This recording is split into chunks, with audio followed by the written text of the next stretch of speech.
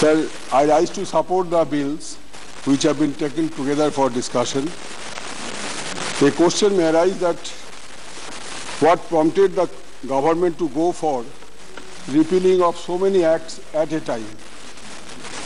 To my mind, the reply is that most of the acts which have been listed in the bill have either gone obsolete or redundant because of newer acts have come into being, or because of the different rulings of the Supreme Court, or the covenants, international covenants ratified by India. Possibly these are the reasons for which the government has come out with the repealing and amending the acts. Sir, there are many acts listed for repealing which date back to pre-independent era, rightly pointed out by some of my honorable colleagues, such as the Public Servants Inquiries Act of 1850, the Sheriff Fees Act 1852, the Converts Marriage Dissolution Act 1866, etc., etc. Now, sir, these acts ought to have been repealed much earlier than today, but unfortunately, it escaped the attention or notice of the successive governments at the center. That is why I support these bills which have been taken together. Now, so Article 372, Clause 1 of the Constitution says that pre-independent laws continue to remain in force unless amended or repealed by a competent legislation.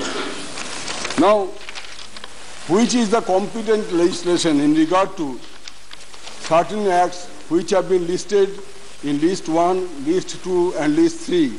Now, based on the reading of Article 372 and Clause 1, the Law Commission of India in its 248th report, published in September 2014, and I quote, "If the subject matter of a pre-constitutional law falls into the state list, the state government is competent legislature to repeal that act," unquote. I sincerely hope that the government has followed this recommendation of the Law Commission, which is otherwise a legal requirement. Sir, the Law Commission also recommended that appropriation acts that are older than 10 years should also be repealed. And in the recent past, we have repealed so many appropriation acts. Now we should follow the Australian formula, sir. What happens in Australia? The Australian Legislation Act of 2001 mandates for automatic repeal of appropriation acts on the last day of a particular financial year. So if we adopt that Australian model, then there shall be no need to bring out a long list of appropriation bills for repealing. So I would urge upon the government through you, sir, that on the expiry of the last day of the financial year, the appropriation bill should automatically be repealed, for which the government should make a separate legislation. That is my suggestion. Good suggestion. And another suggestion. That's a good suggestion. Another suggestion, sir. Then all the time we do not oppose, sir. We play the role of constructive opposition. Okay. Sir, I sincerely believe that while introducing the bills, the government must taken care of the provisions of Section 6 and Section 6A of the General Clauses Act of 1897. Otherwise, a situation may